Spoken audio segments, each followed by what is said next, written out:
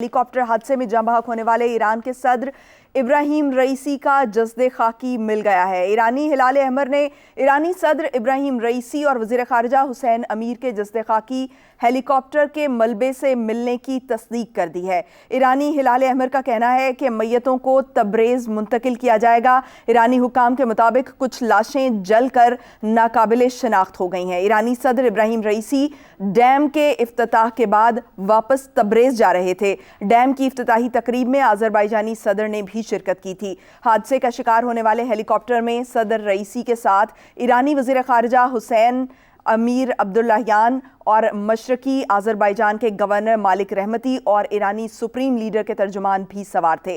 ईरानी सदर का हेलीकॉप्टर ख़राब मौसमी हालात में दीजमर जंगल में क्रैश हुआ। हादसा ज़िला उज़ी और पीर दाऊद कस्बे के दरमियानी इलाके में पेश आया।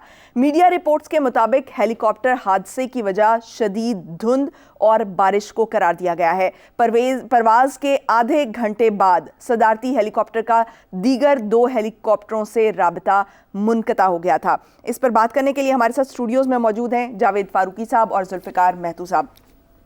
फारूकी साहब, आपकी बात जो है वो उसको मज़ीद कंटिन्यू करूंगी। हमें इस वक्त ज्वाइन किया है स्काइप पर हमारे साथ मौजूद हैं इंटरनेशनल अफेयर्स के एक्सपर्ट हैं डॉक्टर कमर चीमा साहब। डॉक्टर कमर चीमा साहब, बहुत शुक्रिया आपके वक्त का।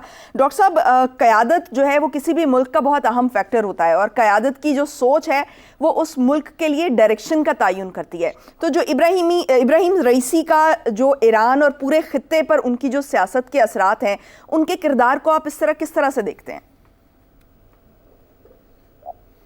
बहुत शुक्रिया। देखिए, इम्पॉर्टेंट चीज़ ये है कि रईसी साहब की वफ़ात और उनके साथ ही फॉरेन मिनिस्टर्स की जो वफ़ात है इस इंसिडेंट के अंदर, उसमें 2 चीज़ें देखने वाली हैं। एक चीज़ तो ये है कि एक है कि ईरान की जो स्ट्रेटजिक कैलकुलेशन है या ईरान के जो स्ट्रेटजिक ऑब्जेक्टिव्स हैं खित्ते के अंदर, उसमें तो कोई फ़र्क नहीं आने वाला। वो वहीं पे रहेंगे जो स्ट्रेटेजिक ऑब्जेक्टिव्स है, वो अमेरिका के हवाले से हो, वो इजराइल के हवाले से हो, वो गज़ा के हवाले से हो। ये चीज़ें जो हैं, इम्पॉर्टेंट चीज़ ये है कि ये कहा जा रहा था कि रईसी साहब जो हैं ये आयतुल्लाह ख़ामनाई को रिप्लेस कर सकते हैं, क्योंकि इस वक्त सक्सेशन के जो सिनेरियोज हैं वो डिस्कस हो रहे थे कि किसको आयतुल्लाह ख़ामनाई के बाद जो है वो लीडरशिप मिलनी चाहिए। इनका नाम बड़ा इंपॉर्टेंट था, लेकिन समहाउ ये वाकया जो है हो गया। तीसरी इसमें अहम चीज़ ये है कि जो टेक्टिकल लेवल पे छोटी चीज़ें विद इन द कंट्री होनी है, वो जारी बात है, एक डिफरेंट सिनेरियो है। उसमें आप देखें कि ईरानी जो सदर हैं, ईरानी जो आयतुल्लाह ख़ामनाई हैं, उन्होंने ईरान के कॉन्स्टिट्यूशन का आर्टिकल 131 जो है उसको इन्वोक किया है, जिसमें जो फर्स्ट वाइस प्रेसिडेंट हैं वो interim head of the government हैं और अब पार्लियामेंट, स्पीकर, चीफ जस्टिस, ये सारे लोग जो हैं नेक्स्ट 50 डेज़ के अंदर जो हुकूमत साजी का प्रोसेस और नेक्स्ट इलेक्शन जो है उसको देखेंगे। सो एट होम कोई बहुत बड़ी तब्दीली नहीं आएगी, चीज़ें चलती रहेंगी। खित्ते के अंदर जो ज़्यादातर आपको पता है इन्फ्लुएंस है वो IRGC और प्लस आयतुल्लाह ख़ामनाई का है। इजराइल के हवाले क्या पोजीशन लेनी है, मिडल ईस्ट में क्या करना है, प्रॉक्सीज को कैसे सपोर्ट करना है, कैसे कंटिन्यूटी रखनी है, तो सारी चीज़ें चलती रहेंगी। लेकिन एक बिल्कुल एक सारा का सारा मुल्क जो है वो शॉक में चला गया है कि शायद कोई हालात ख़राब ना हो जाए। लेकिन याद रखें, लार्जली जो पावर है ईरान के अंदर वो ईरान की जो मिलिट्री जो रेवोल्यूशनरी गार्ड कोर है उसके पास होती है और आयतुल्लाह ख़ामनाई के पास होती है। एंड बट प्रेसिडेंट, जारी बात है, he is the main executor होते हैं। सो ये नहीं लगता कि कोई बहुत बड़ा सेटबैक होगा, लेकिन फॉर अ मोमेंट एक सेटबैक तो नजर आ रहा है। लेकिन कुछ दिनों के बाद आप देखेंगे जब इलेक्शन होते हैं, नई गवर्नमेंट आती है, तो बहुत सारी चीजें जो हैं वो नॉर्मलाइज हो जाएंगी। ठीक है महतू साहब, अभी डॉक्टर साहब तो ये कह रहे हैं कि इसका खित्ते पर कोई असर नहीं पड़ेगा, लेकिन आपको क्या लगता है कि ये जो इसराइल और पैलेस्टाइन के हवाले से जो ईरान का एक किरदार है वो किस तरह से मुतासर होगा रईसी साहब के जाने से? देखिए, ईरान के अपने इंटरनल मामलात के हवाले से तो सदर डॉक्टर इब्राहिम रईसी की जो शहादत है, मैं समझूंगा कि वो बहुत बड़ा नुकसान है। लेकिन पाकिस्तान के हवाले से, और डॉक्टर साहब बिल्कुल सही कह रहे हैं कि खित्ते में जो ईरान की पॉलिसी है ना वो प्रिवेल कर रही है। ایکچولی جو شخصیات ہیں وہاں ایران کے آپ دیکھیں کہ پچھلے 44 سال سے جب سے ان کے اوپر بلکہ پابندیوں سے بھی پہلے جب امام خمینی کا انقلاب آیا اس کے بعد سے جس صورتحال کا ایران کو سامنا ہے اس میں ان کی پالیسیوں نے بڑی کنسسٹنسی سے ساتھ ایک استحکام کے ساتھ آگے بڑھا ہے اور میں نہیں سمجھتا کوئی تبدیلی آئے گی. اب اس کے علاوہ میں آپ کو ایک بات بتاؤں کہ ایک بار ہم یو ایس گئے تو اس وقت جلیل عباس جیلانی جو کیئر ٹیکر فارن منسٹر تھے تو ان سے گفتگو ہوئی تو انہوں نے ایک بات بڑی اہم اس وقت ایران کے بارے میں بتائی. انہوں نے کہا کہ پاکستان پچھلے یہ 2014 کی بات ہے تو انہوں نے کہا کہ پاکستان پچھلے 30 سال سے نہ صرف پاکستان کا سفیر ہم لوگ ہیں ہم بلکہ ایران کے سفیر بھی ہیں. ہم ایران کی سفارتکاری کر رہے ہیں دنیا بھر میں کیونکہ ایران کے اوپر پابندیاں ہیں ان سے کوئی بات نہیں کر رہا. تو چائنا کے ساتھ جو ایران کے تعلقات بنے جو سعودی عربیہ سے ہوئے اس میں پاکستان کا بہت بڑا ایک کردار ہے اور پاکستان ایران وہ واحد ملک ہے جس نے 1947 میں پاکستان کو سب سے پہلے تسلیم کیا اور کشمیر سمیت پاکستان کے جو فارن پالیسی کے معاملات تھے اقوام متحدہ میں یا اور انٹرنیشنل پلیٹ فارمز پہ اس میں ایران نے ہمیشہ پاکستان کی مدد کی. اور یہ میں آپ کو یعنی لیٹسٹ بات ہے جو مدثر ٹیپو اس وقت ایران کے سفیر ہیں تو اس فیڈریشن آف پاکستان چیمبر میں پاکستان چیمبر میں ہے تو انہوں نے کہا کہ 23 مارچ جو ابھی گزرا ہے تہران میں پاکستان کا جشن منایا گیا اور کئی سال کے بعد پاکستان کا پرچم وہاں لہرایا اور قومی ترانہ بجا اور ایرانیوں نے بڑا خوشی کا جشن منایا. اور پاکستان نے جس دن آپ کو یاد ہوگا 98 میں مئی میں دھماکے کیے تھے ایٹمی تو پاکستان کی طرح ایران میں بھی بہت بڑا جشن ہوا تھا کیونکہ وہ یہ سمجھ رہے تھے کہ پاکستان کی طاقت بڑی ہے تو یہ ایران کی طاقت بھی بڑی ہے. یعنی اس طرح آپ سمجھیے کہ پاکستان اور ایران کے جو تعلقات ہیں وہ چھوٹی موٹی چیزوں کو اگر آپ نکال دیں تو پھر بھی آپ جو ہے نا وہ اس طرح ایک مسلسل ایک تسلسل کے ساتھ مضبوطی اس میں نظر آتی ہے.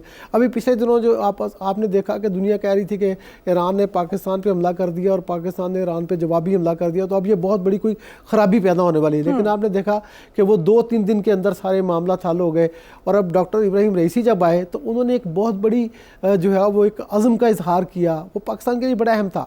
2 چیزیں تھیں. دیکھیے پاکستان کے پاس جو ہے وہ Pakistan Iran pipeline gas جو ہے ہم نے 2013 میں شروع کی. ایران نے اپنی سائڈ کمپلیٹ کر لی پاکستان نے کمپلیٹ نہیں کی. اس پہ ایران پاکستان کو انٹرنیشنل کورٹ میں لے جا کے $18 ارب کا جرمانہ کر سکتا تھا لیکن انہوں نے جو اس آپشن کو استعمال نہیں کیا اور پاکستان کو 2-3 بار یہ موقع دیا کہ وہ اس معاہدے کو آگے بڑھائیں اور ابھی پرائم منسٹر شہباز شریف نے اس کو آگے بھی بڑھایا ہے. تو ایران سے ہمارے تعلقات اور ڈاکٹر ابراہیم رئیسی نے جو کہا کہ ہم $10 ارب تک ابھی $11,000 کی ٹریڈ ہے صرف اور ابراہیم رئیسی یہ کہہ رہے تھے کہ ہم اس کو $10 ارب سالانہ تک لے جائیں گے. تو یہ بڑی اہم چیز تھی. بہرحال یہ جو ان کا نقصان ہوا ہے ان کی جان کا بہت بڑا لاس ہے بڑا نقصان. فاروقی صاحب آپ بھی اگری کرتے ہیں کہ اس وقت جو خطے کی صورتحال ہے خاص طور پر جو مڈل ایسٹ میں جو معاملات چل رہے ہیں رئیسی صاحب کے جانے سے اس میں کوئی فرق نہیں آئے گا؟ دیکھیے میں سمجھتا ہوں کہ بالکل فرق پڑتا ہے. شخصیات سے ضرور فرق پڑتا ہے. شخصیات ہوتی ہیں جو بعض پالیسیز جو ہیں ان کو لے کر چلتی ہیں تو پھر ہر ایک کا اپنا ایک انداز بھی ہوتا ہے اس کی ہینڈلنگ کا اور اس کا ویژن بھی ایک اپنا ہوتا ہے. ایران اسٹریٹجیکلی کیسی جگہ پر موجود ہے. ہم پاکستان کے بارے میں تو بات کرتے ہیں نا کہ ہم افغانستان کے اندر بھی ہم انگیج ہیں اور بھارت کے ساتھ بھی جو ہے ہمیں ایک چیلنج درپیش ہے. لیکن آپ ایران کا دیکھیں کہ ایران جہاں ایک طرف وہ افغانستان اس کے ساتھ لگتا ہے جو مسلسل پچھلے 40 سال سے خانہ جنگی کا شکار رہا ہے. وہاں پر بھی ایران کا انفلوئنس رہا ہے اس کے اندر اور مجاہدین کے ساتھ بھی رابطہ رہا ہے. مہاجرین بھی اس نے فیس کیے. پھر اس کے ساتھ ساتھ عراق کی جو وار ہوئی عراق کے ساتھ ڈائریکٹ ایران عراق وار جو ہے 10-11 سال چلتی رہی اور پھر جو امریکہ نے عراق کے اندر آپریشن کیا اس میں بھی ایران کا اس دوران کردار جو تھا وہ بڑا امپورٹنٹ تھا اور بڑا سینسٹیو کردار تھا. پھر اب اس کے بعد ایران کی جو ڈیپتھ ہے وہ چلی جاتی ہے کہاں تک؟ یمن تک چلی جاتی ہے. اور آپ نے جو حوثی وہاں پر جو ہیں اور ان کا جتنا بھی کردار رہا ہے جو کچھ جیسے سعودیہ کے ساتھ ایک کشیدگی رہی اس میں بھی وہ ایران کا بھی نام آتا رہا. پھر لبنان تک ایران کی جو ہے وہ وہاں پر اسٹریٹجک ڈیپتھ ہے اور حزب اللہ کے ساتھ اس کے تعلقات حزب اللہ کو جس طرح سے سپورٹ کرنا. اور پھر میں یہ سمجھتا ہوں اس وقت سب سے بڑا جو سیٹ بیک صدر رئیسی کے جانے کا ہے وہ حماس کے لیے ہے. حماس کو جس طرح سے ایران کھل کر سپورٹ کر رہا تھا اور اس وقت فلسطین کے اندر جو صورتحال ہے اس میں یہ ایک بہت فوری طور پر ایک سیٹ بیک ہے. ہاں اگرچہ اس کو ایرانی قیادت کے اندر یہ ضرور صلاحیت ہے, وہ ایک بڑی اسٹرانگ قسم کی ایک ان کی حکمران پارٹی ہے. وہاں پر جیسے ڈاکٹر قمر چیمہ صاحب کہہ رہے تھے کہ وہ جب دوبارہ الیکشن ہوگا وہ چیزیں اسٹریم لائن ہو جائیں گی, لیکن ایک جھٹکا آتا ہے اور یہ اس فیز میں سے ضرور گزریں گے. اس کے ساتھ ساتھ ایران کا اپنا جو ہے وہ انٹرنلی جو پابندیوں کو جو فیس کر رہا ہے, پھر اس کا نیوکلیئر پروگرام ہے, بے شمار چیلنجز ہیں جو ایرانی قیادت لے کر پھر رہی ہے. ابھی کچھ عرصہ پہلے بھی وہاں پر ایک انٹرنلی ایک پرابلم ہوئی تھی, وہ ایک خاتون کی ڈیتھ کے ساتھ, تو وہ بھی ایک انٹرنلی ایک بڑا چیلنج تھا جس کو صدر رئیسی کی وہ جو ان کی لیڈرشپ تھی اس نے اس کو جو تھا ہینڈل کیا تھا, اور اس میں کسی قسم کی انہوں نے رعایت نہیں کی اور اس کو سختی سے, اگرچہ اس پر تنقید بھی ہوئی, لیکن یہ ان کا ایک انداز ہے چیزوں کو دیکھنے کا. ٹھیک ہے, مطلب انٹرنل جو معاملات ہیں ان کو بھی بڑے اچھے طریقے سے آپ کے نزدیک جو ہے وہ ہینڈل کیا گیا. ڈاکٹر صاحب, جب بھی کوئی اس طرح کا واقعہ یا سانحہ ہوتا ہے تو جو سازشی پہلو ہے وہ بھی بڑا ڈسکس ہوتا ہے اور کھل کر ڈسکس ہوتا ہے, اور بلا شبہ اس فیکٹر کو نگلیکٹ بھی نہیں کیا جا سکتا انٹل انلیس کہ اس پر جو ہے تحقیقات مکمل نہ ہو جائیں. آپ اسے کیسے دیکھ رہے ہیں؟ کیا یہ کوئی حادثہ ہے یا سازش کا پہلو بھی اس میں اہم ہو سکتا ہے, اور اگر ایسا ہے تو وہ کتنا اہم ہوگا؟ دیکھیں میڈم, امپورٹنٹ چیز یہ ہے کہ ابھی تک ایران کی جو حکومت ہے انہوں نے کسی قسم کا کوئی سازش کے ایلیمنٹ کو ڈسکس نہیں کیا, کوئی کانسپریسی تھیری جو ہے اس کو انہوں نے ہائی لائٹ نہیں کیا. وہ پیورلی, اگر آپ فار ایگزامپل دیکھیں جواد ظریف جو کہ ایران کے سابق فارن منسٹر رہ چکے ہیں, ان کی جو سٹیٹمنٹ آئی ہے وہ بڑی امپورٹنٹ ہے. وہ کہتے ہیں کہ ون آف دا ریزنز یہ جو حادثہ ہوا ہے اس کی وجہ ایران کے اوپر جو امریکہ کے سینکشنز ہیں کہ ہم نئے ہیلی کاپٹر نہیں لے سکتے. آپ دیکھیں کہ جب آپ کی ایکسیس ہی نہیں ہے, اب یہ ہیلی کاپٹر جو ہے یہ 1971 کا ہیلی کاپٹر ہے, امریکہ سے لیا ہے, ٹوین بلیڈ ہیلی کاپٹر ہے. تو اب دیکھیں نا, جس ہیلی کاپٹر کو تقریباً 55 سال ہو گئے ہوں, اور دین کیا وہ اس موجودہ ویدر کا مقابلہ کر سکتا ہے؟ کیا وہ جو موجودہ جو ویدر چیلنجز ہیں ان کو برداشت کر سکتا ہے؟ سو اس کو پیورلی ایک حادثہ دیکھا جا رہا ہے کہ ویدر کی وجہ سے. اور اگر آپ دیکھیں کہ کتنے گھنٹے گزرنے کے باوجود, یعنی کہ کل 1:30 بجے کے قریب یہ حادثہ پیش آیا, اس کے بعد کتنے گھنٹے لگے کہ ایران کی جو ریسکیو فورسز ہیں وہ اس جگہ تک ہی نہیں پہنچ سکی. یہ تو یورپین یونین اینڈ ٹرکی نے ان کو ہائی لائٹ کر کے دیا کہ یہ وہ حادثے کی جگہ ان کے ڈرونز جو تھے وہ وہاں پہ پہنچے.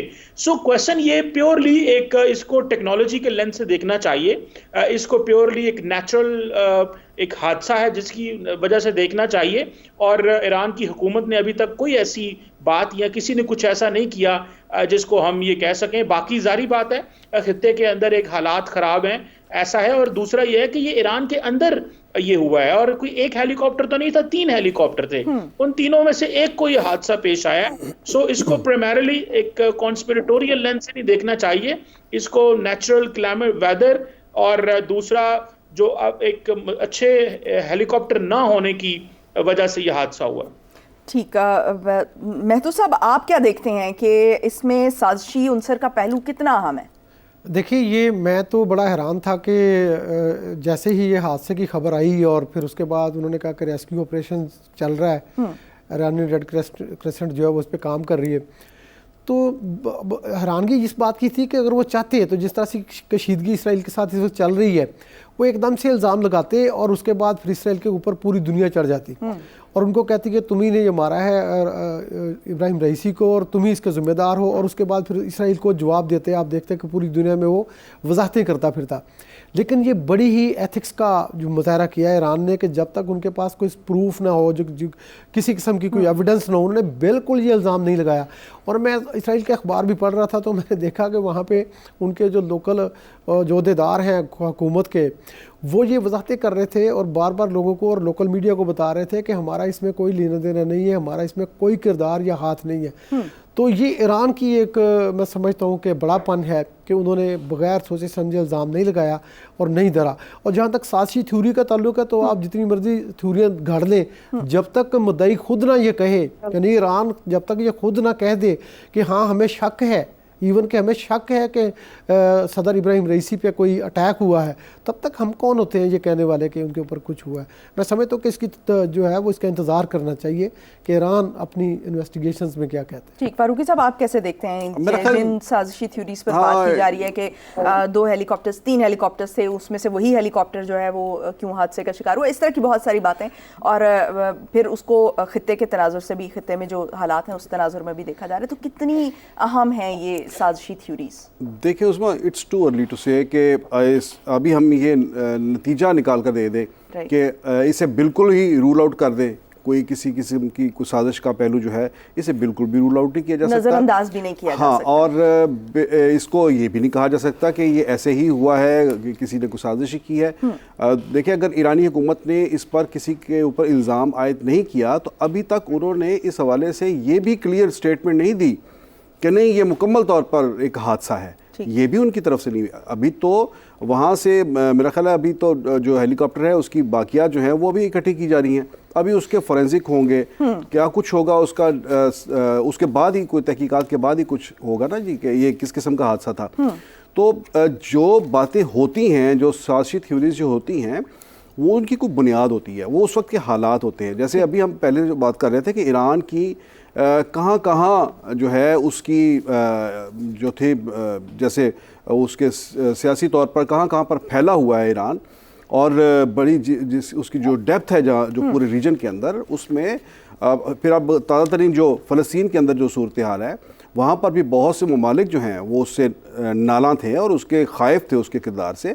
پھر یہی وجہ ہے کہ اس کے ساتھ تجارت کے اوپر جو پابندیاں جتنی عائد کی گئیں، تو یہ ایران کو جو چاروں طرف سے کئی پابندیوں کا بھی شکار کیا گیا، تو ظاہر ہے کہ یہ تمام فیکٹرز، یہ تمام حالات ہیں۔ پھر ایران کے اندر بھی ایک پچھلے دنوں بھی ایک لہر تھی کوئی تبدیلی کی۔ یہ تمام چیزیں جو واقعات موجود ہوتے ہیں ان کو ہی سامنے رکھتے ہوئے کوئی نہ کوئی ایسی تھیوری بھی، اس کو بھی ایک سپیس ملتا ہے، گنجائش ملتی ہے۔ تو میرا خیال ہے کہ ابھی اس حوالے سے نہ یقینی طور پر یہ کہا جا سکتا ہے کہ یہ کسی سازش کا شکار ہوئے ہیں، نہ ہی ہم اس کو مکمل طور پر اسے مسترد کرا دیں۔ ٹھیک ہے ڈاکٹر صاحب، آپ نے جیسے ذکر کیا کہ یہ ٹیکنالوجی کا پرابلم جو ہے وہ لگتا ہے، اور اس کا بہت زیادہ جو اگر اس کو ڈائریکٹ لنک کریں تو یہ سینکشنز کے ساتھ جو ایران پر پابندیاں لگائی گئی ہیں ان کی وجہ سے، ان کے ٹیکنالوجی میں پیچھے ہونے کی وجہ سے آپ کہہ لیں، یا ان کے جو ایکوپمنٹس ہیں وہ اس طرح سے اپڈیٹ نہیں ہونے کی وجہ سے جو یہ حادثہ پیش آیا ہے۔ تو اس معاملے پر اگر یہ ریزن نکل آتی ہے کہ یہ پراپر ایک ٹیکنالوجی کا سیٹ بیک تھا، تو آپ کیا سمجھتے ہیں اس پر ایران کے اندر سے کوئی آواز اٹھائی جائے گی کہ پابندیوں کو ختم کیا جائے، اور اوور آل اس کو کیسے دیکھا جائے گا؟ دیکھیں، ایران کے اندر سے کیا آواز اٹھائی جا سکتی ہے اس میں، کیونکہ ایران تو آلریڈی پچھلے 35-40 سال سے سینکشنز کو برداشت کر رہا ہے، اور وہ یہ اس حوالے سے ایرانی عوام تیار ہیں۔ ایک طبقہ ایران کا ضرور موجود ہے جو سمجھتا ہے کہ ہم جتنی بھی ماڈرن ٹیکنالوجی ہے اس سے ہم دور ہو رہے ہیں کیونکہ ہمیں اس تک ایکسیس نہیں ہے۔